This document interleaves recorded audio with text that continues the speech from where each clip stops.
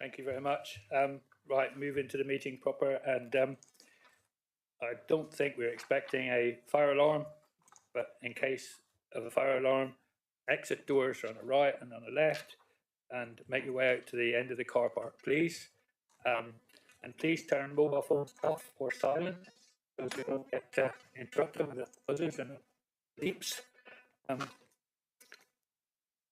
the toilets, obviously, everyone knows what that is because there's no general public in, but that's on outside the door on the left-hand side. Right, Darryl, apologies for absence, please. Thank you, Chair. Good afternoon, members. We've got apologies from Councillor Cooper, who is on the Teams link, Councillor Hodgson and Councillor Yardy. Thank you, Chair. Thank you very much. Right, item 1, we have 2 sets of minutes to approve as a true record. 5th of December 24 and the special.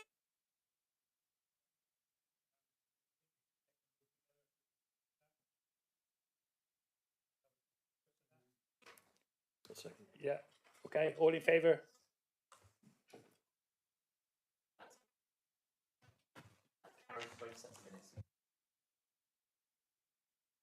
Urgent business, I have none.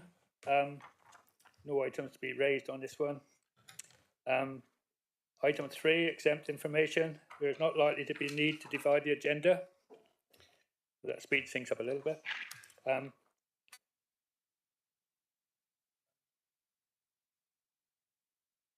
Towable pecuniary interest or any other registered interest which will come up on the agenda, please. No, there's none of that. Thank you. Business brought forward by the chairman. There will be no items that I bring forward.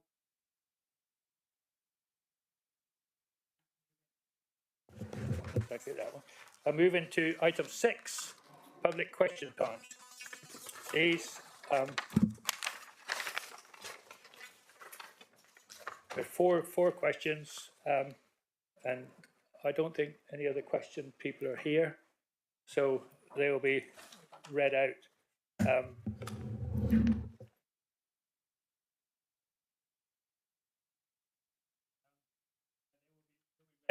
And the answer will be given by Councillor Abbott. So the first one is B from Mr. Mark Hawkins. Sorry, I got the wrong one. I've moved down one. I want to get through this quickly. Look. So it's from Sue Hawkins. So perhaps that Councillor Abbott, you would like to do the questions on. Thank you. So Ms. Hawkins writes, have you checked the legality of excluding people from the residence discount who can't afford to change phone or can't use apps through physical or mental health issues? So my response is the council's resident discount scheme offers those people who do not use the Pay by Phone app an extra 30 minutes free parking for each paid period. The council did complete an equality impact assessment which was included as an appendix in the report to the executive on the 6th of December. Thank you, Councillor Abbott.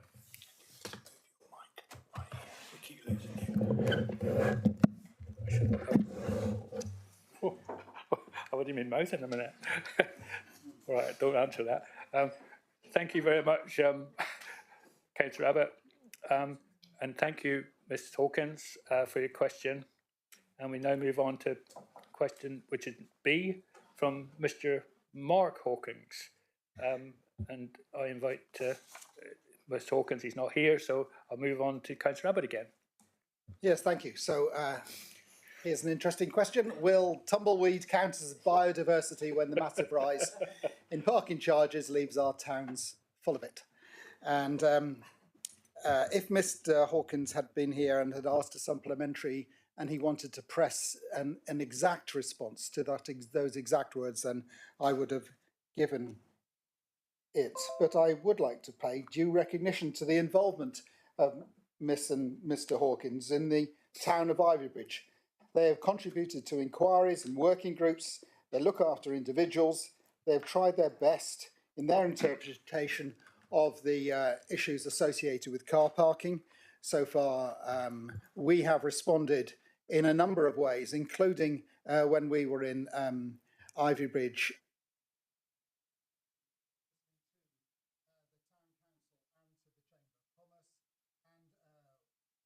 We haven't come to a meeting of minds, but I'm grateful for their previous and I expect future involvement in town business, and that's what I'll say unless there is a supplementary. Yeah, we can have a supplementary. Thank you very much, Councillor Abbott, and thank you from Mr. Hawkins for the question. And move on now to C, which is from Joanna Moore, and obviously she's not present either, so I'll go straight back to Councillor. Is, have you done a survey on the percentage of tourists to regular shoppers and employees using Leonards Road car park before voting for this change? And this is my response. No. However, at the meeting with the Town Council and invited representatives on the 15th of October 2024, it was recognised by all parties present that the current all-day tariff resulted in the Leonards Road car park being used as the commute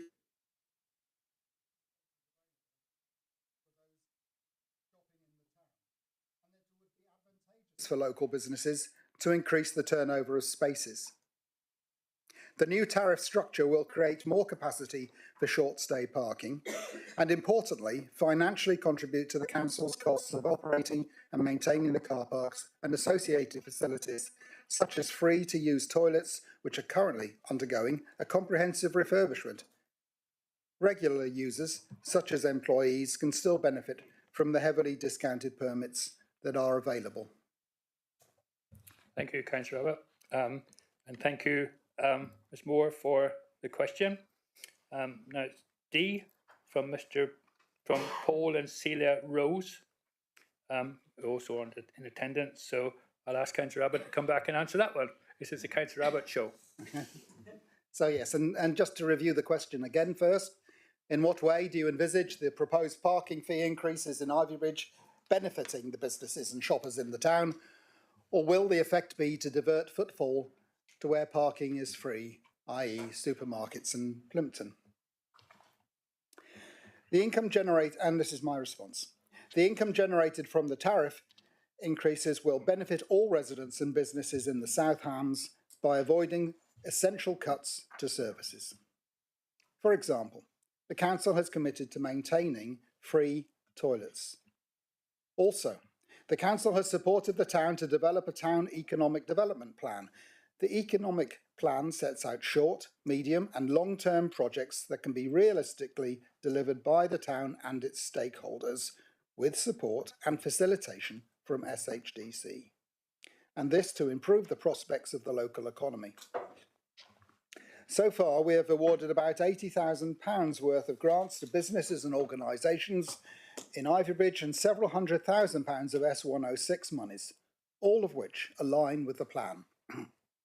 I'd suggest that far more damaging to Ivybridge businesses in the town centre will be an organised boycott of the car park, which was interesting yesterday, and the response from the townspeople was also worthy of note. Thank you. Okay, Councillor Abbott, those questions very well answered, and the leader might argue that was good yesterday. So I would like to thank Mr. and Ms. Rose for the question. Thank you very much. Right, move on to item 7, which is a revenue and capital budget proposals for 2025-26, and I'll ask the leader to introduce this. Yeah, thank you very much, Chair. Members, I hope you've all had the opportunity to look through this. It's gone through executive, it's gone through the budget advisory committee. So I hope you've very much understand it. You might not necessarily agree with it all. I think that given the financial position that we find ourselves in, and the particularly poor financial settlement we had from central government, and I'd particularly like to highlight the loss of the Rural Services grant, the Rural Services Delivery grant. which cost us in the region of £500,000. But also on top of that, the failure of government, or despite their reassurances, to mitigate the increased costs in employers' national insurance. We were assured that that would all be made up, and it wasn't. We get about a third of that, so that's cost us about just shy of another £300,000. I think all said, with giving that, it's, you know, I have to say I'm delighted to present a balanced budget to you this afternoon, which I hope you can support. And also at the same time, I'd like to thank Lisa and her team, and Pauline's here as well, for all the work that the officers have done. But also to you as councillors. It's never easy doing budgets in tricky financial times, and we have to take some decisions that we don't all agree with. But I think it's been a good and in sometimes robust debate about where we think the extra revenue or cuts in services should come. But I think we've got the balance about right, and I'll leave it to you to open up to debate. So just before that, I will move the recommendations as they stand. There they are before you all. So thank you, Chair. Okay, I need a seconder for that, please. Right, Dan Thomas. Thank you very much. Right, we'll move on now to questions. So first one to ask the question, please. Is there no questions? No question. Right. Oh, yes, there. Councillor Upwood. Thank you, Chairman. Before I continue, can I ask Mrs. Buckle, please, to confirm the amount of income generated from car parking above what was forecast in the 24-25 budget? And then I will continue with my other questions.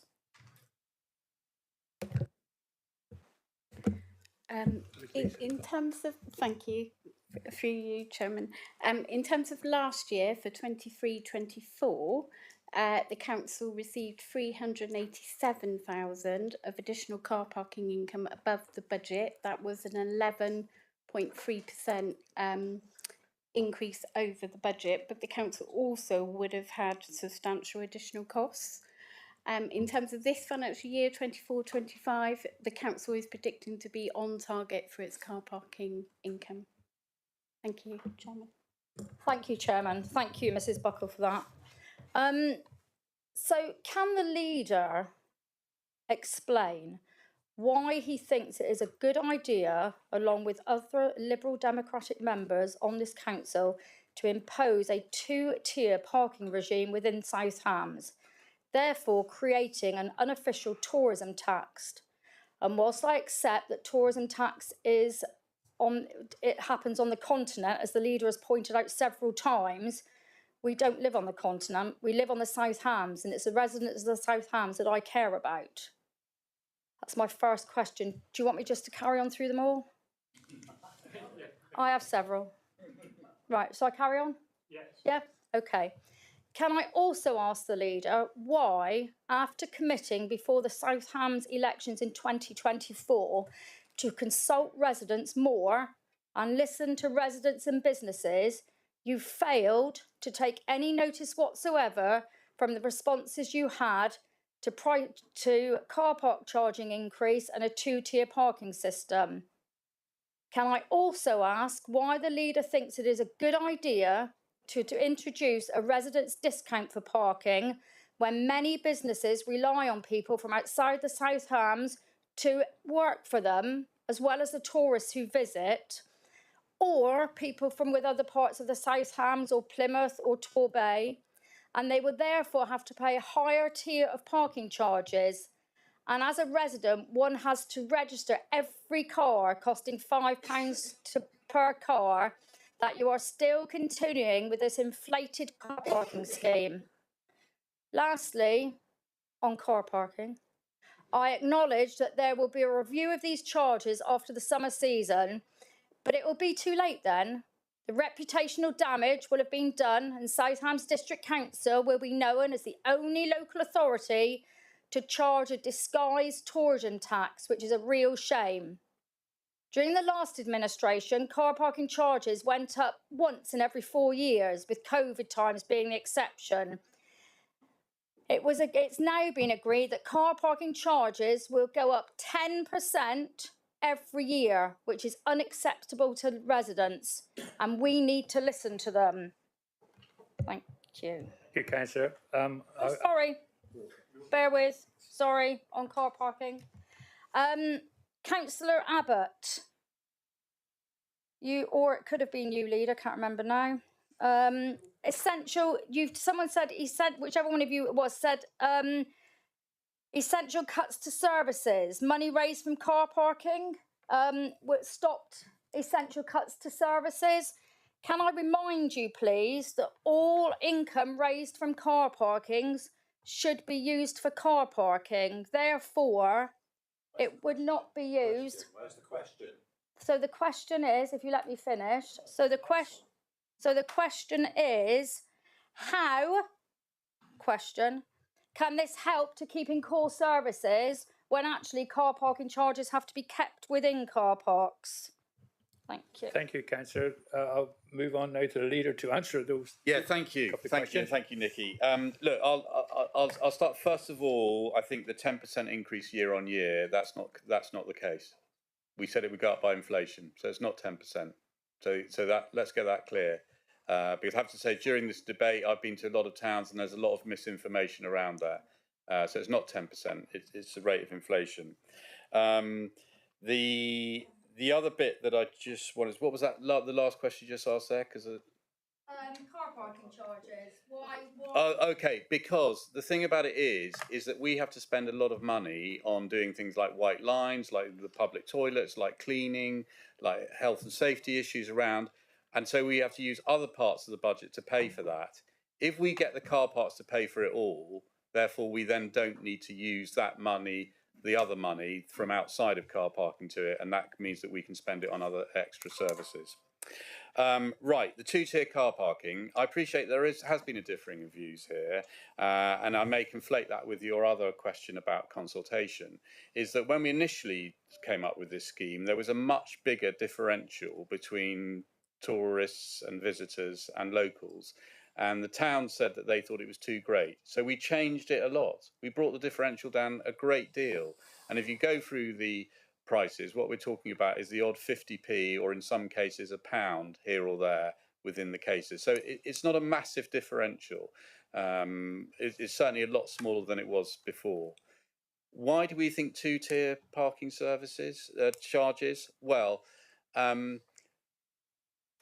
you said yourself that you're here to represent the local residents of the South Hams, and we all are. And our view that we took was that many visitors and tourists in particular use a lot of the services that we provide, all paid for by South Hams taxpayers, and we felt it was only fair that they should help to pay for some of that as well. And so this small differential will mean that we will raise extra money from tourists and visitors, and that will help to offset the extra services that we have to provide in the summer, like rubbish collection, like cleaning the toilets, like street sweeping, like beach cleaning, like in fact providing beach safety, lifeguards. Yeah, thank you. I've already, as far as consultation is concerned, I've already talked about the differential. We did listen to the towns, and we did listen to the Chamber of Commerce, and we did make changes. The fact that we didn't 100% agree with them is, that's fair enough. But I think we did compromise. I'm disappointed that some of the other community groups that we spoke to didn't think it was a compromise that they should be into. It should be their way or no way. And what we said is, we've done one thing, but we agree with you, and we will make the compromise. We also listened to Kingsbridge, and we got rid of the long stay car park at 4th Street, in Ivybridge, Leonards Road, as Victor's already said in his answer to the questions, that these car parks we need them for shoppers and visitors using our town centres, and they should not be used as commuter car parks. I do accept that some people who work who live outside of the area but come and work here may find themselves having to pay slightly more. But what I would say is that they can always get permits. And the permits at the moment, and it's probably going to change, they get an 80% discount on car parking charges. So I would say to workers, if you want, if you're working in the South Hams on a regular basis, just get a permit. It's a lot cheaper. Finally, I think that we should still understand that we've done benchmarking. We had become the cheapest car parking in the Southwest. Now we're about in the middle as far as car parking charges will be concerned. That's all right, I don't know. I'm listening to myself. Yeah. No. Yeah, it's not. And then 10 pence, yeah, not percent, yeah. No, well, it was the nearest 10 pence, I think it was, wasn't it? Yeah. And just to say that members may or may not be aware that if you live in Torbay, for example, you can buy a My Torbay ticket, which gives you an hour's free parking. You can only do that if you're a resident of Torbay. So they, in their own way, have brought in their own different way of charging for car parking to support local people, but means that visitors would have to pay that little bit extra. I appreciate some people don't agree with it. I very much don't think it's a case of the main problems we have with car parking, and I think of Dartmouth and Totnes and Kingsbridge in particular, is capacity. That very often these car parks are full, and that's what we need to be able to do. And we'd only be able to invest in things like park and ride if we've got the revenue that allows us to do that. Thank you. Thank you, Leader. Councillor Dennis. Thank you. I have just a few questions, if that's okay. I just wondered if someone could just talk through the rationale behind removing the 75,000 for business continuity and cybersecurity and the 50.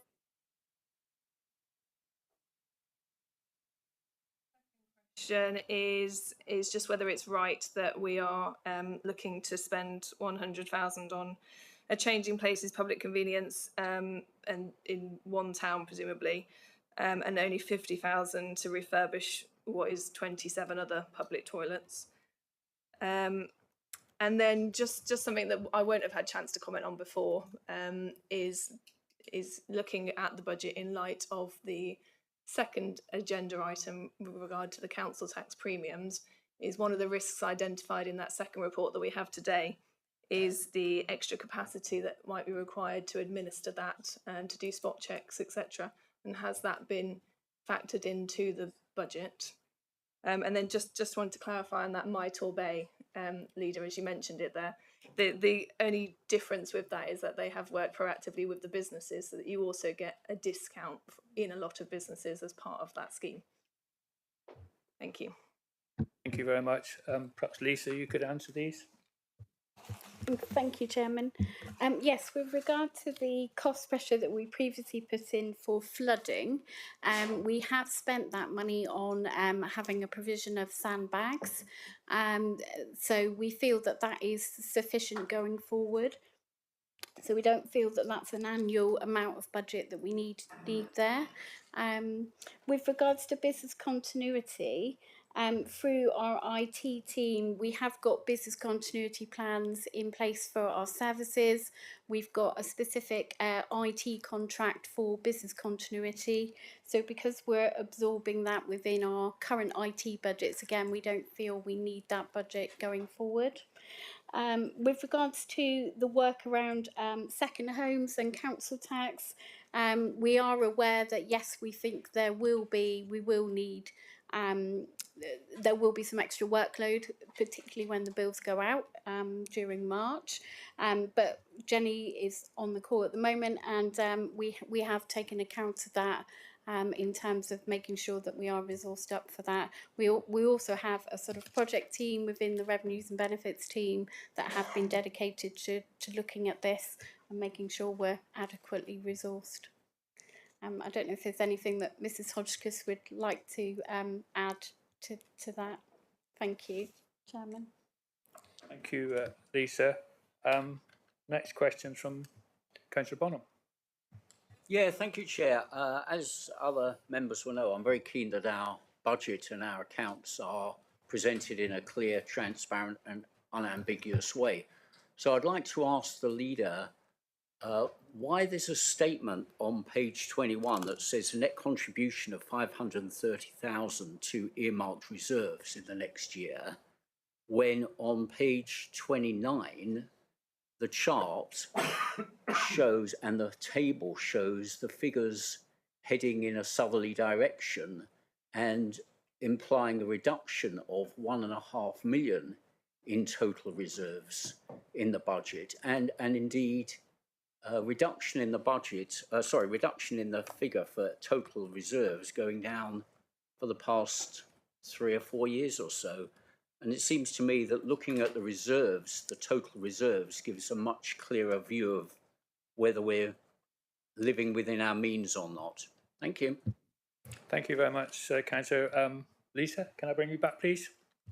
Yes, thank you, Chairman. Chairman, I've also realised that I forgot to answer Councillor Dennis's question around the changing places public convenience. If I could just give a response, or maybe Councillor Abbott would like to respond to that. But that is something that the Council will be considering as part of the Year 2 delivery plan at the March Council meeting. But maybe Councillor Abbott. So thank you. The provision of services for those needing extra support is quite scarce in places. And part of the reason, of course, is that the resources are expensive. There is no Changing Places toilet is sort of a brand name. It describes the type of facility that supports those who need to go onto a bench that will bear the weight of an adult. It needs a winch, and it needs to be large enough for a support worker to be in there at the same time. And these are very rare. They there is one, I hear, south of the A38, but it's not open to the general public. It belongs in a particular facility. There is a claim that there is one just north of the A38 in the South Hams area, but it isn't actually a Changing Places standards. And so the intention was to try and get one of these somewhere. And you've got to start somewhere. That's why there's only one. They're not cheap. There is sufficient. You could always spend more, of course, but there is sufficient to upgrade our current toilets for able-bodied and for those with a disability. And the plan is to that work has started, and the plan is to complete this work, and it includes actually a new facility of an audio description in a toilet for the disabled, which, as you can imagine, if you're poor-sighted, you wouldn't want to be feeling your way around such a toilet. So an audio description, we hope, will help in their use. And our first one it will be installed in the next 2 months. So again, it's got to start somewhere. It's underway where toilet refurbishment was most urgently needed, and the process will work that way. I don't suppose you don't want this to happen. I'm sure that's not part of your question, but it is a question. It is an issue of just starting somewhere. I hope that's helpful. Thank you. We go back to Lisa now for the question from. Thank you, Chairman. So yes, with regards to the Council's reserves, on page 16 of today's agenda, I have predicted unearmarked reserves and earmarked reserves forward until March 2026. So you can see there in terms of total reserves, we are, that's with regards to the council report. Total reserves are predicted to fall to about £10 million. And the reason for that is around spending the reserves on the council plan. So I have factored that into the projections in the budget report. Members, we will also be spending reserves on projects within the council's capital programme. So, for example, housing projects, climate change projects such as decarbonisation. Members also agreed to use £500,000 of reserves to meet the cost of the overspend predicted for the 24-25 financial year. So that was approved by Council. We are also spending reserves on things for core service delivery. And in previous years, reserves have been spent on bringing the waste service back in-house and on moving to the Devon Line service. I think with regards to the schedule that shows movements of monies into reserves and out of reserves, we are putting some money into reserves. So, for example, the 600,000 from the second homes premium will go into a reserve. The 550,000 for vehicles for the waste service will go into a reserve. But what you won't see in that schedule is the other side of that, whereby that money will be spent through the capital programme. So it will be spent on things like houses for the second homes money. It will be spent on waste vehicles for the money that's going into the waste reserve. So that schedule, that's the reason that it looks like the council's putting more money into reserves, but actually that will get spent through the capital programme. So the capital programme will see that money coming back out again. We do have a budget gap of 3.4 million for 26-27 and a further budget gap of 3 million for 27-28. So it is likely that we may need to use reserves to balance the budget for the next few years. And in terms of predictions for the new funding reforms, it probably will mean that rural district councils such as ourselves will have less funding going forward from the government. We'll have a better idea of that in the summer when we will get some further information from government on what the new funding reforms will look like for us for 26-27. There will also be a multi-year settlement from the government, so we should get a couple of years financial figures at a time, whereas in the past we have only had 1 year at a time. Thank you, Chairman. Very much. Right, Councillor Nix. Thank you, Chair. Embarrassingly, I've had some contacts from some residents in Ivybridge who are concerned about the car parking. Can the lead member comment on residents' concerns regarding workers and visitors not using car parks and then parking on the streets and blocking in residents and not allowing residents access to their properties? Thank you. Thank you. Can I go back to I'll Councillor Abbott? take. Well, I mean, Victor made it. Look, can I just say that I have absolutely no doubt that inevitably it will lead to some extra parking of commuters onto residential streets, and I accept that. I think we have to accept that. That is a fact of life, and you know, Ivybridge has been very fortunate, in fact, that there isn't much of that going on at the moment. There will be more of it, absolutely, but you know, it's okay. As far as blocking people in and out of their residencies are concerned, that's not really a council issue. That's, you know, unfortunately, some drivers will do that. And if somebody is blocked in their house or can't get into their access, then that's actually a police matter and they should enforce it. Obviously, there may be occasions where it's not obvious to the public that actually by parking in a particular place they're causing an obstruction, in which case the county can issue a traffic restriction order and then put in lines. So I'm hoping that won't be the case much, but if it is the case, then I'm sure that we can liaise with the county council and to get the correct traffic restriction orders in place in order to prevent that from happening. Thank you, Leader. Councillor Abbott. And it is right, there is a pressure, particularly in the centre of Ivybridge, on parking in residential areas. There is a free car park currently; it's free up at the railway station, and it's a 3/4 of a mile walk downhill to the town, which is not possible for everyone. And there is a half-hourly bus service on that same route. I'm sorry that that residents of Ivybridge felt that they could only go to you, and they of course are free to do whatever they like. When I received emails from residents not in my ward I let the appropriate councillor know that there was a query and that I would be happy to respond or to pass it over to them. So that's a possibility for the future. Thank you very much. Councillor Hopwood, do you want to come back? Oh, is it me? Yeah.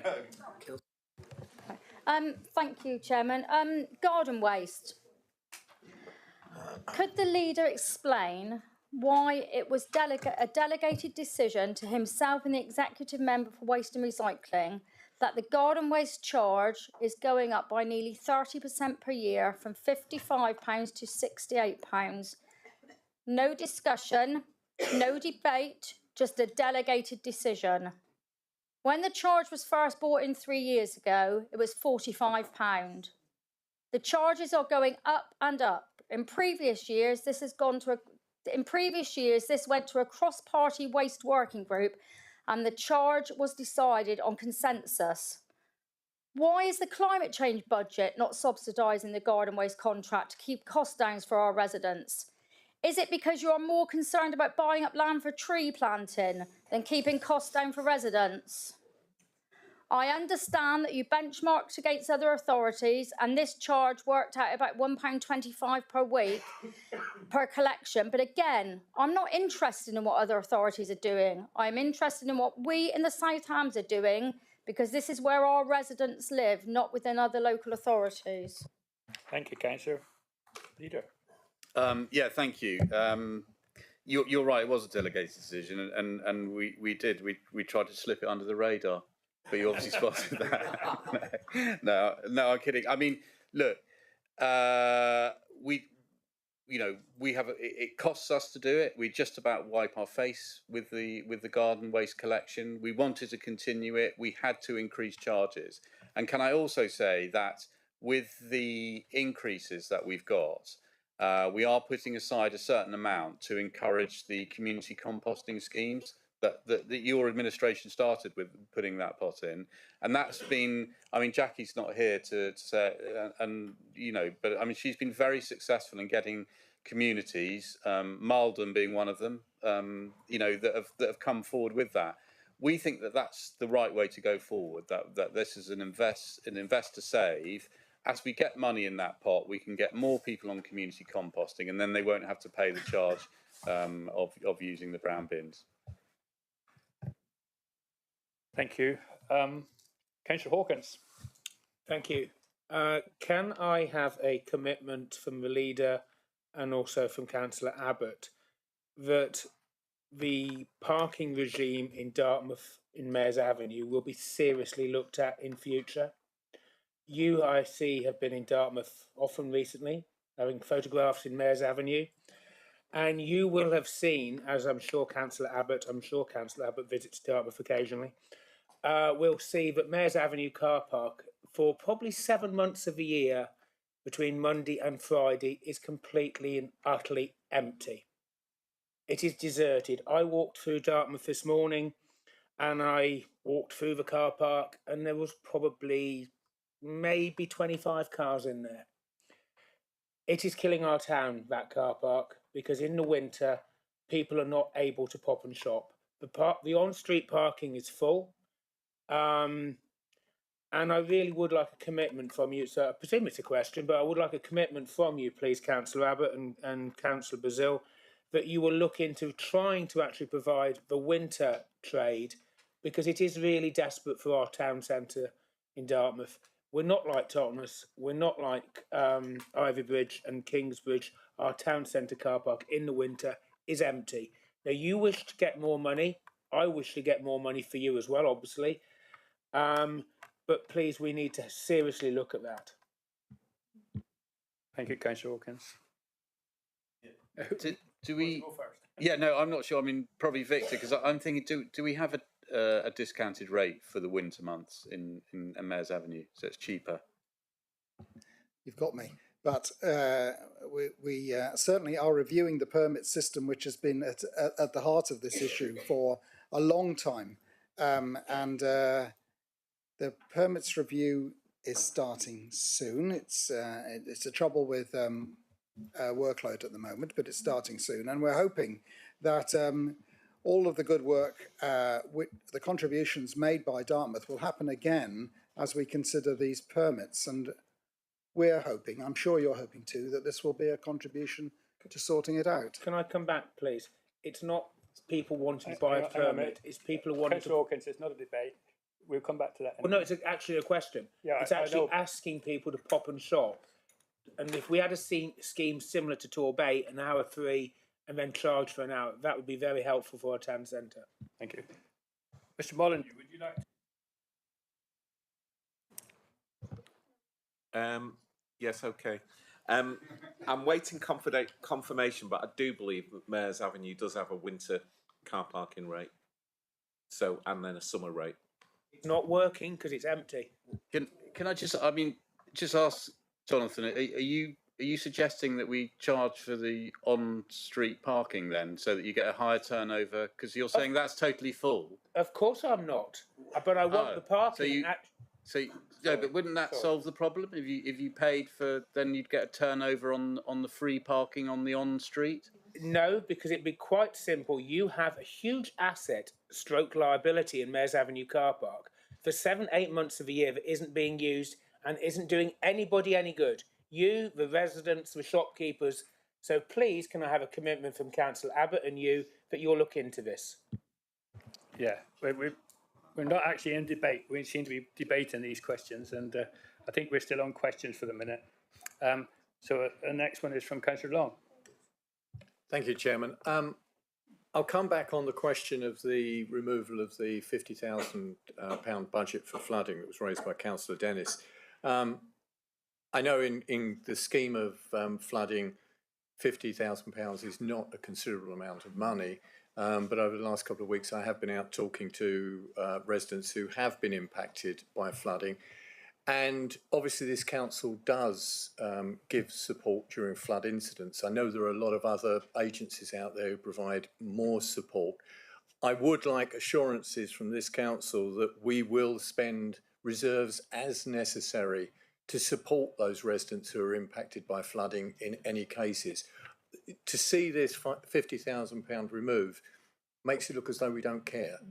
And we should indicate that we do care about our residents and we will support wherever we can. I know, it's a lot of, officer time and other things that come into it, but I would like that assurance that we will, that there is money there, that it's not been, swept away, that we would use reserves to help residents where we can and where we are needed to. Thank you, Chairman. Thank you. Can I just come back on that? I think we have to be wary of the fact that actually the County Council is the flood authority. So I don't think that we can give a cast iron assurance that we will support people who are flooded just out of hand. I think what we can give you an assurance is that we will work in partnership with the Devon County Council to provide support to flood incidents around the district. I mean, a fantastic example of that was in Harberton Ford, where I think they had bad flooding, and I think that our street services team got out there and were really supportive and helped them clear up the mess that was there. So you can have an assurance that yes, absolutely, we will work in partnership with, but I don't think we will categorically say that we will pay for anyone that's done, because that responsibility actually lies with the County Council. Chairman, if I may, I appreciate that response, and that is the response that I was looking for, because I know that there are other agencies out there. It's just the way this appeared and the sort of perception that this gives out there by deleting this. I think that assurance that we will work hand in hand with other authorities is what we need. Thank you, Leader. Thank you. Councillor Steele. Thank you. All right, first of all, a question that isn't on car parking. What is the revenue grants reserve, and do we need to keep that positive? I see it's moving from 828 to 703,000, but do we need to keep that 703,000 in reserve, or can that be used to avoid raising other charges? I guess that's a question for Ms. Buckle. Lisa, would you like to? Yes, thank you. So this is where we receive bits of grant funding from government, and it's always for a specific purpose. So generally, it will be things like new burdens funding if we've had a new responsibility we've had to take on. For example, when Homes for Ukraine was introduced, we had some government grant funding to enable us to fund some staffing. So quite often the money within that reserve, it's a timing thing that we've had the funding from government and the expenditure comes later, and then we apply the expenditure to the funding. So that reserve will decrease, but then there will be new burdens funding that we receive for different initiatives. So it will generally be on a downwards trajectory, but if we get new things that we're asked to do by government, for example, during COVID, we were asked to administer business rates grants, and again, we had some funding so that we had a staffing team able to do that. So generally, it's earmarked for a specific project or a specific defined task which government have given the money for. Okay, thank you. Okay, so on the car park question, so I note the response is that yes, there's an acceptance that there will be a move more towards on-street car parking, a move more towards permits for businesses. So does that not put pressure on the financial model? And I do have concerns that we're not going to raise the funding that we are projecting. So what has that been taken into account, that the amount of income received will not be in line with the level of price rises? Has that been factored in? Yeah, no, thanks, Matt. You may or may not know that we have an item, I think it's bi-monthly, on the executive report, which is the revenue budget monitoring report. And within that, that will show where we are in respect of revenue raised in all things, car parking, lower ferries, employment sites and what have you. And it shows that where we are, where we've got surplus and where we've got an overspend. So absolutely, we'll keep it under control. You're right. It's not a perfect science, and we don't know what the figures will be. And I agree with you that there is at some point there is a declining return. It's not just linear. So accept that. So there's the budget monitoring review report, which we'll keep an eye on it. So we'll know within 2 months of how it's doing. And of course, the other thing is John Birch proposed at the council meeting that we have a review of how the parking charges and the effects it's having in 6 months' time. So that will be in September, and then we probably have a much more detailed discussion on how it's gone, where it's going, and what we might do in the future. Should say with permits, obviously we've got a review coming up on the permits. I would encourage all towns and those members that have got towns to get involved in that. And don't, you can start doing that now. So ask your Chamber of Commerce and your town councils, where they feel that the permit review should be going, what we should do with it, whether we think the 80% discount is too high or not, what kind of revenues are we looking to raise from it. So a bit of a moving feast there, but I hope that reassures you that absolutely we don't just expect to have a linear increase in charges, that will definitely depend a bit on behavioural. Can I just say is that my understanding is that interestingly, that with the boycott in or the proposed boycott in Ivybridge yesterday, actually it meant that a lot of the people who used the car park as commuters didn't park there. So it freed up a lot of spaces for the shoppers to come in. And actually we had more people using the car park because the spaces weren't blocked by commuters than we did in the previous 2 weeks. So I think that it's none of us know exactly the behavioural science behind car parking charges, and we will keep that well under review. Thank you. Thank you. Thank you. Just a final question. Councillor. So from Councillor Hopwood asking about how car park income is spent, and acknowledging that yes, it can only be spent for certain things related to car parks and transport. So I guess perhaps it's a question for the audit committee. Is that something that the audit committee looks at in terms of how car park revenue is spent? Lee, specifically for you. Lee. No. Good answer. That's actually that's an executive question, I think. Executive question. Look. I mean, it's a slightly grey area, and you're absolutely right. The law says that you're not allowed to use revenue generated from car parking to cross-subsidise other services. We do spend a lot of money in our car parks, and actually, when you think about the service, I mean, how far do you stretch it? Do you say that lifeguards? So for a car park, I mean, we used to have the car park in Bigbury, and we used to spend quite a considerable amount of the revenue that we got from the car park paying for the lifeguards to look after, so that people were safe on the beaches there. Now, I would say that is a function of the car park in a way, because if the car park wasn't there, the people wouldn't be there, and you wouldn't need the lifeguards. So it's not quite as black and white that do you spend it on the lines or re-tarmacking them. I think in the budget, I seem to remember there's a large capital expenditure on the Ivy Bridge car park coming this year, and white lining. So yeah, I mean it is a grey area, and but I think that we could quite easily, show that the amount of money that we raise, we spend it on the car parks or the associated services that go with that car park. I would note that Thank you. car parks have been in. Is this another question? Not. Well, no, all right then. Well, you better leave that one. Councillor Bonham.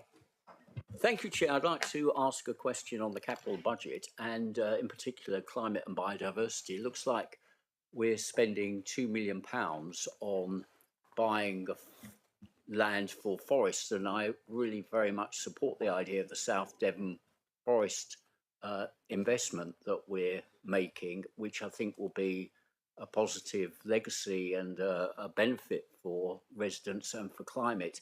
But it's not clear where this 2 million is coming from, because it says that it's coming from borrowing or from government grants or from other sources. So how much are we borrowing? I'd like to try and understand, if I could. No, thanks for that. And we put it in there for the budget because that's what we aspire to spend on the various projects that we've got coming forward. Can I just say that for the one that we have, which is already in fruition, and thank you for everyone that's turned up to help plant trees there in South Brent, which is, it's a fantastic community woodland there. We got most of the capital spent from DEFRA, and that's what we would hope to do with the other ones coming forward. We can't guarantee that at the moment, and what I will say is that if a project does come forward and we haven't got any support from government, then that will need to be looked at as to whether we think that's best value that we should be spending our money on. Because I do appreciate it. I know Nikki's particularly hot on this. Is that as a council, should our priority be spending on biodiversity and community woodlands, or should we be looking at the cost of living crisis and housing issues and things like that? And I think that's a perfectly legitimate argument to be had, but we hope that we will get that money from DEFRA, so that will where it be coming from. If we do need to borrow monies to do it, then that will come back to certainly the executive. Obviously, overview and scrutiny could call that decision in, but that's as far as I can go, I think, on that at this stage. Thank you. I would kind of hope that housing is top of the list and rather second. But your Councillor Panel. Just quickly, one on car parks. I've had a query this week from a resident who I imagine wants to sign up because he's asked me that he's inquired. Question? Yes. I'm explaining the context, Chair. He's asked me because he's looked and he can't find any information on the council website why the information is not available. My reply was that I imagine it will be available soon after this meeting and well before the scheme starts. Can I ask the leader what are the plans and when the scheme will be available to the public, and how will it be publicised? Yeah, we are hoping to go live with it at the beginning of March. What I will say is that with council tax bills, a flyer will be going out with each council tax bill explaining exactly what it is and how people can apply for it. So that's how we're hoping to do it. We'll probably do some social media coverage as well. But basically, we didn't want to publicise it too much at the moment because it's not live. They're testing it. But from the beginning of March, they will be able to apply for it. Thank you. Good question. Councillor Hawkins, you want another question? I've got 3 more questions, please. Many years ago, I used to be the executive member for car parking, and I remember going to South Brent and having a very difficult and unpleasant meeting when I was trying to propose on-street car parking meters in South Brent car park. Has that yet happened? That's just a question. No, it hasn't. I'm told it hasn't happened. I would like to know why, and why is that not being considered? Second, Dartmouth Town Council, because we've always done... Yes, sir, Councillor. This is a discussion on the draft revenue and capital budget proposals. What Councillor Hawkins has mentioned has got no relevance at all to this. So as a point of order, I think he should be asked to withdraw his questions. And can we please keep the questions directed to the item on the agenda rather than crawl through every car parking issue in Southants, please? Mr. Chairman, it has every relevance because we're talking about the budget and these are issues that could go into the budget, and have they been considered? That is why I'm raising it. Second... Hawkins, that really is not part of the the budget thing. Chair, I can answer Councillor Hawkins. Please. Second one, has it been taken into consideration that Devon County Council has a policy, and that's why we have always been so amazingly successful in Dartmouth to prevent meters going into the on-street parking, and I mentioned the Teddy Cranmer to that. The question is, has that been taken into consideration? Because so I understand, when Devon County Council could look at charging on-street parking, it is based on the charges from Southampton District Council parking off-street. And there's a policy there at Devon County Council, so that has to be taken into consideration. Has it been taken into consideration? That's not part of our revenue capital budget. No, I'm asking you because it is a very serious one for our towns. Because if you put the parking charges up so much, then the on-street parking will also go up. So, Chairman, if I could come in just for a moment. We could ask a whole series of hypothetical questions about things which are not in the budget, which through a whole load of connected causality could at some time have some theoretical impact. But the purpose of today is to consider the budget that's before you. And in my view, the Chairman's correct. Neither of those questions have a direct bearing on the report before you. Thank you, Chairman. Thank you. I haven't got anybody else to ask a question. Well, I'll leave it, and I'll speak to Julian and Victor later. Yeah, thank you very much, Councillor. I've got no further questions, it doesn't look like. So I'll ask the leader to introduce the debate, please. Well, thank you, Chairman. I don't think I've really got any further to offer. Offerings. You've got it there before you. It has been a difficult decision. I'd like to thank everyone who's been involved in that. We have listened, we have consulted, we have changed things around a bit. We haven't pleased everyone, I accept that. But I think what we've got before us is a balanced budget. It keeps these councils following on from previous administrations, that we've got a robust financial position here. And I very much hope that you will support it as it stands. Thank you. Thank you. Would the seconder like to comment now? No, I'll later in the debate. I'll withhold, please, at this stage. Right, thank you. Now we can move in to debate. So who would like to open this one?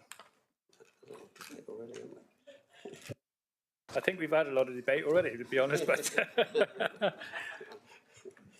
Has anybody got anything to say? Councillor Dennis.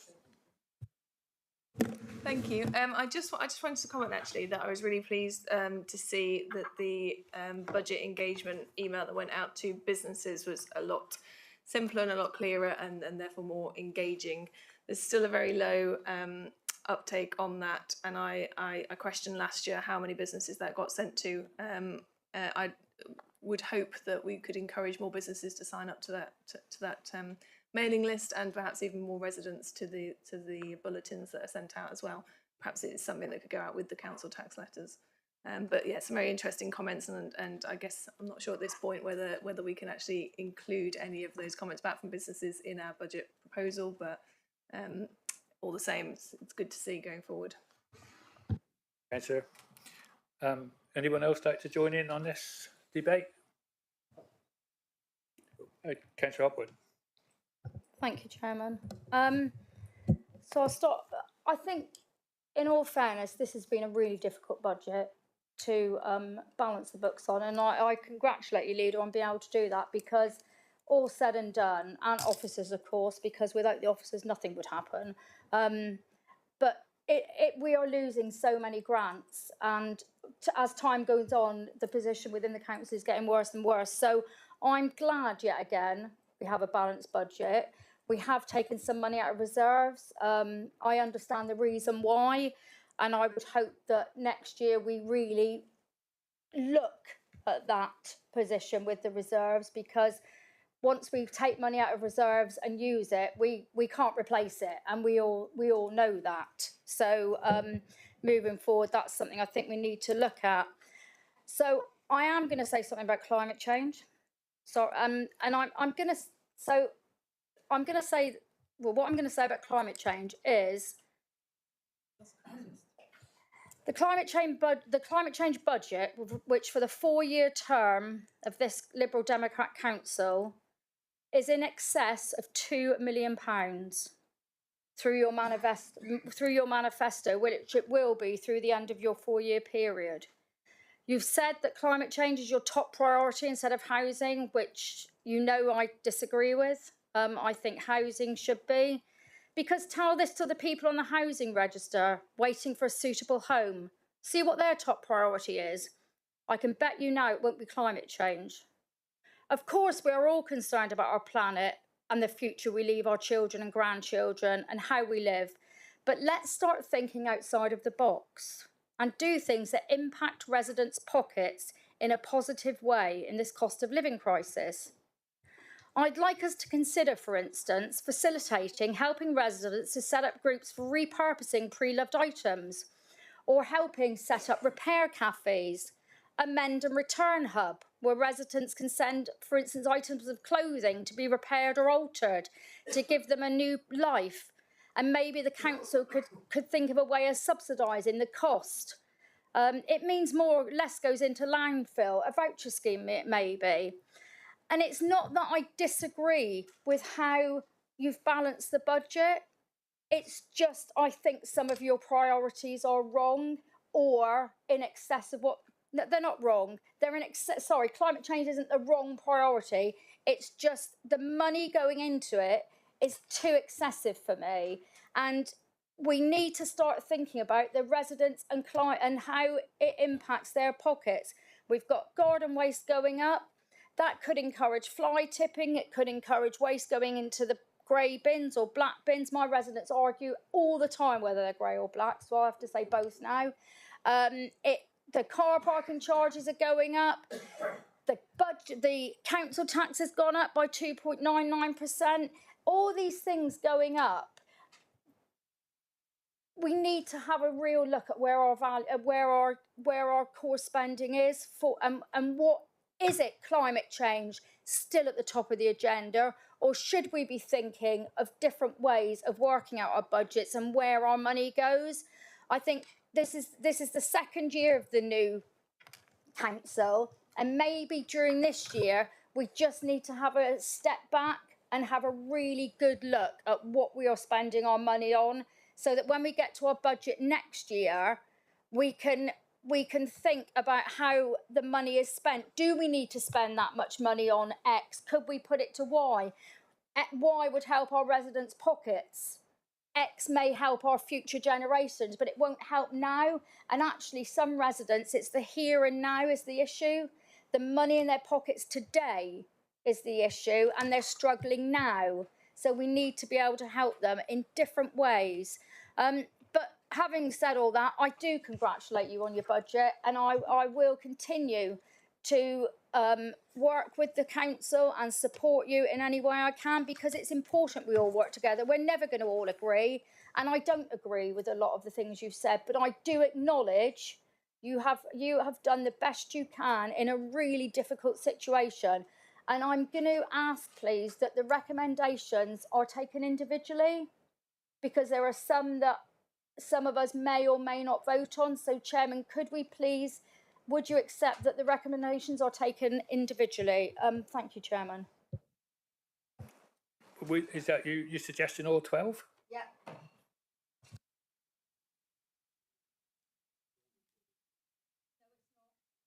Chairman, I haven't asked for a recorded vote. No, but it has to by law. It has to be by law, so can you tell us which ones you don't want to vote on and we can Yes, change it? give me 2 minutes. Yeah, Don't okay.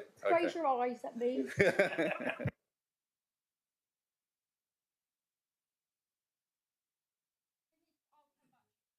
Speak if nobody else wants to. Okay, yeah, all right. I've got to come back. Just briefly to say, I agree wholeheartedly with what Councillor Hopwood said about repair cafes and recycling.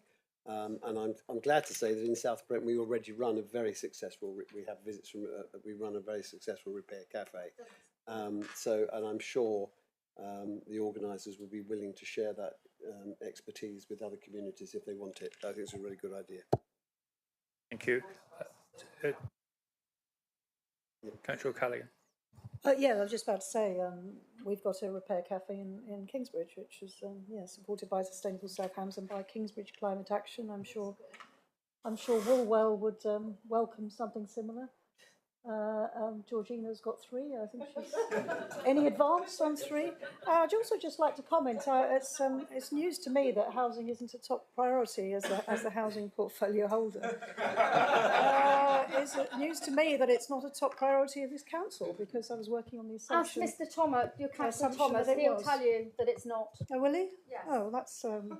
Chairman, in 2020, this council declared a climate and biodiversity emergency. In 2022, it declared a housing emergency. The one comes before the other. That doesn't mean that one is more important than the other. It means one comes before the other. I would also point out that Councillor Hopwood was an executive member of this council when both those declarations were made. If one came before the other, I can't change those facts. Chairman, you've got to allow me to come back on that, because that is absolutely factually incorrect.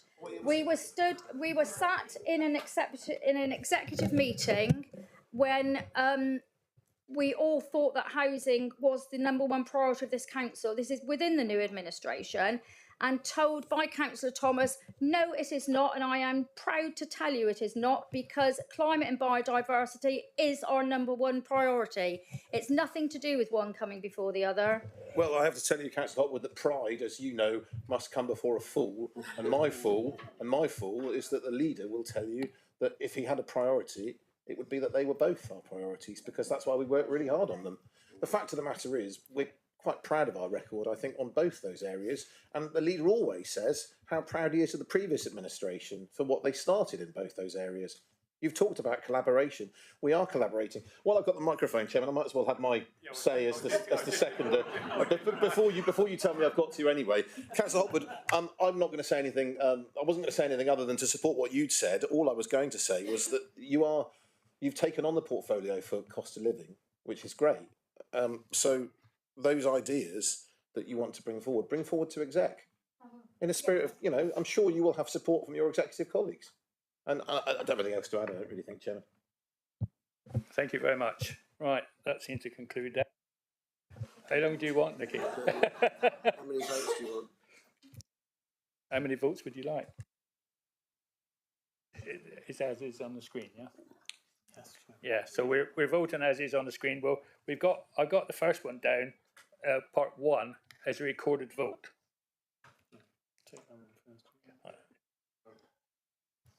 Chairman, I've gone through them now. I would like to take 1. That's on the recorded vote anyway. Oh, sorry. Ivy, I don't know how you say that. Four, it's got four. Eh? Ivy. 4. Oh, yeah, I know it's number 4, but sorry. Yeah, all right. Right, what that one? 1X. That's 10. Whatever. X as one vote, and the others as another vote. Thank you. Okay then, if you want to confuse me, you're doing a very good job. Can I just clarify, please? Can I just clarify? I think we'll have to have a recorded vote on all aspects, but I think we've been asked to have a recorded vote on item 1 initially, item 4. I think you said 9 and 10 together. Yeah. And then we take the rest as on block. Yeah. Okay. So, Well, 1, 4, 9 and 10 together. Fine. 4, 9 and 10 and then the rest. That's simpler. You happy with that, Chairman? Yes, I'm completely confused now, but So we should take the first ones first then, because you need to vote on 1 first. Yeah, So 1, 4, 9 and 10. 1, 4, 9 and 10. yeah. Is this going to be 1, 4, 9 and 10? Oh, okay. It's one vote, yeah? Right. Yeah? Can I just check that everybody understands what they're voting for? Well, if you let me explain. So you have a whole series of recommendations in front of you. The proposal is that parts Roman 1, part Roman 4, part Roman 9 and part Roman 10 are taken together as the first vote. So you're voting on all 4 elements of that in one vote. Hopefully that's clear. That's 1x. So there you go, Victor. You okay? We all happy with that now? No, I'm not happy. I mean, it's just so confusing. I don't understand the purpose of doing this. I'm sorry. Well, I think I mean, what Nikki's saying is that Nikki's happy to support 2, 3, 5, 6, 7, 8, but not the 4 that she's handed out. So she wants to be recorded as voting against those. Other way around. Okay. Okay then, we'll move on. I didn't want to put in what Nikki wants to vote for and don't against, but anyway, it's basically just 2 votes, half in one, half in the other, but it's rather than doing them all the same at the same time. So Mr. White's just rolling the screen up. So 1 and 4 in red, 9 in red, and 10 in red. Those are the 4 items you're considering in a single vote. Yeah. Okay. Thank you. Okay. We don't need a proposal in a second. We got that. So yes, all in favour? No. A recorded vote. We need a Oh, yes, it's recorded on We need a individual. recorded vote, Chair. Yeah, sorry, Darryl. No, not at all. Thank you, Chair. I've been misled by the chief exec.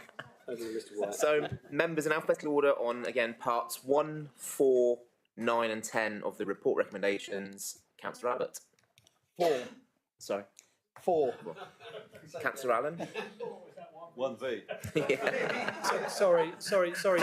Sorry. We really do need silence, please, during this. It's very difficult otherwise. Thank you. Councillor Birch. 4. Councillor Bonham. 4. Councillor Brazil. 4. Councillor Carson. 4. Councillor Dennis. 4. Councillor De Winter. 4. Councillor Dommett. 4. Councillor Eadie. 4. Councillor Hancock. 4. Councillor Hawkins. 4. Councillor Hopwood. 4. Councillor Jackson. 4. Councillor Lawford. 4. Councillor Long. 4. Councillor Callaghan. 4. Councillor Munoz. 4. Councillor Nix. 4. Councillor Pannell. 4. Councillor Penfold. 4. Councillor Presswell. 4. Councillor Rake. 4. Councillor Steele. 4. Councillor Taylor. 4. Councillor Thomas. 4. And Councillor Yardy. Thank you, members. That is therefore 27 votes and a unanimous vote in favour of parts 1, 4, 9 and 10. Thank you. No, I was quiet. She was.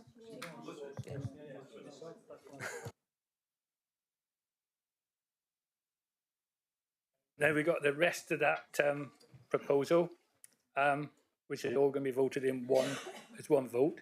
Is that also a recorded vote? Yes, please, Yeah. Chair. Thank you. So for the remaining recommendations, Councillor Abbott. 4. Councillor Allen. 4. Councillor Birch. 4.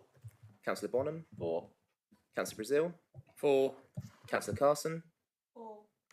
Councillor Dennis. 4. Councillor De Winter. 4. Councillor Dommett. 4. Councillor Eady. 4. Councillor Hancock. 4. Councillor Hawkins. 4. Councillor Hopwood. Against. Councillor Jackson. 4. Councillor Lawford. 4. Councillor Long. 4. Councillor Callaghan. 4. Councillor Munoz. 4. Councillor Nix. Oh, sorry. Lots of things going on around me. I'd like to abstain, please. Abstain. Councillor Pannell. 4. Councillor Penfold. 4. Councillor Presswell. Abstain. Councillor Rake. 4. Councillor Steele. Abstain. Councillor Taylor. 4. Councillor Thomas. 4. And Councillor Yardy.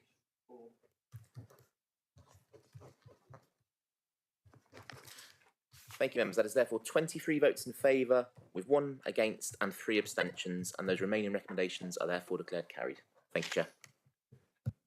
Thank you very much. Thanks for your participation in all that, because I think we gave it a good run, and the discussions were very good, even if it was a question.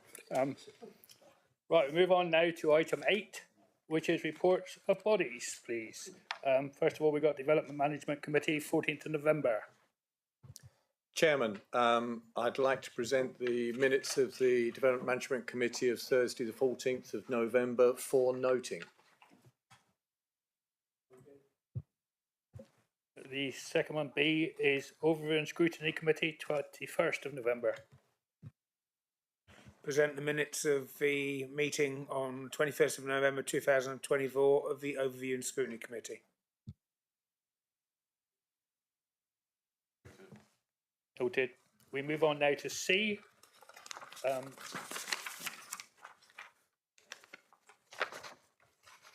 Which is for the C. Is that right? Yes. Yeah. Councillor Rake, presents a minute. There are no outstanding recommendations. Thank you, Chair. I'd like to propose the minutes of the Licensing Committee on the 28th of November. The report of which Council has already seen for noting. Thank you. Noted. D, Overview and Scrutiny Committee, the 5th of December. Councillor Hawkins again, please. Thank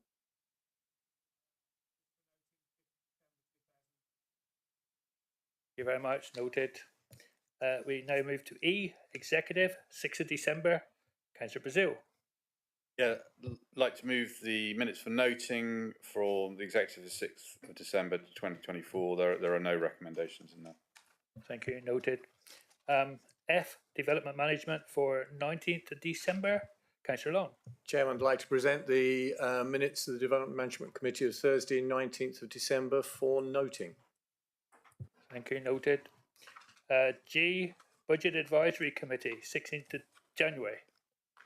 Chairman, I'd like to present the minutes of the Budget Advisory Committee for Thursday, the 16th of January for noting points that were already raised with the Executive. Noted. Thank you. Now move on to H, which is the Executive on the 23rd of January. Councillor Brazil. Thank you, Chairman. So I'll move the minutes for noting for the executive the 23rd of January 2025. There are recommendations, but we've already gone through those in item 7. So there's no other recommendations to bring forward. Thank you, Chairman. Thank you very much. Councillor Callaghan, you want to come? Sorry, I just want to make a couple of remarks on the Overview and Scrutiny Committee for December, 5th of December. I think I don't think Councillor Hawkins was chairing. I think it was Councillor Cooper. Yeah, I just wanted to say I had wanted to attend that one as housing portfolio leader, portfolio holder, sorry, but because Live West was attending, but I was at another planning and housing conference, unfortunately. I sent my apologies in, but I think sent to Jonathan, but Councillor Cooper was chairing, so I don't know if you got those.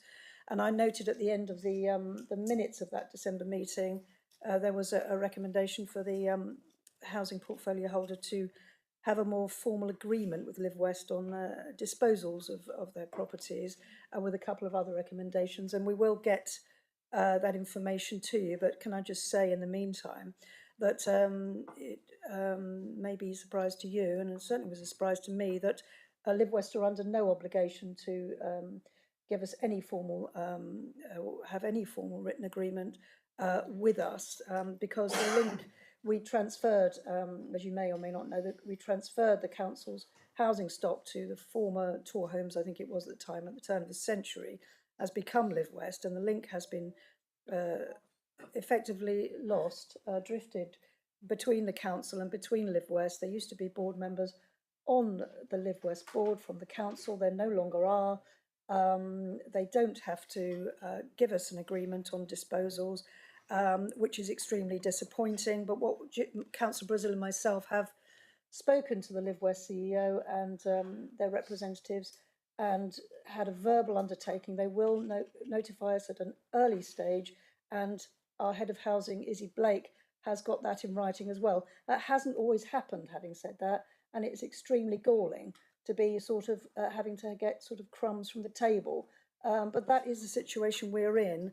And we have got an undertaking, and most of the time it is happening, but not all the time. When they change staff, for example, it doesn't always happen. So we are doing our best on that. There was also the other recommendation was about complaints procedure. There is a complaints procedure, and it was about data specifically related to the South Ham. So we will get that data to you, but I just wanted to make that comment in the meantime. Thank you. Thank you very much. Councillor Rockwood. Thank you, Chairman. With regards to, well, I'm really confused now because it says A, B, C, and then it says V.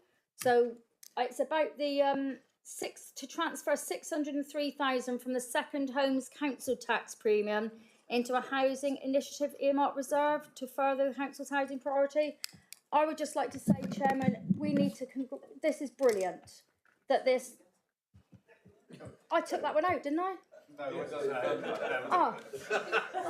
I think as a council we absolutely have done the right thing with that money, and it's a damn shame that Devon County Council haven't listened or taken any notice of what we've said. So just think we should acknowledge that for ourselves, because it's a really good scheme, and I look forward to listening to what houses we're buying for those in need. Thank you very much, Councillor. Right, we now move on to item 9, questions on notice. There have been no questions on notice received. Item 10, motions on notice. No motions on notice received. So that actually brings us to the end of this meeting. So I'd like to thank you all for your attendance. Very good, but don't forget you need to sit tight for just a short while.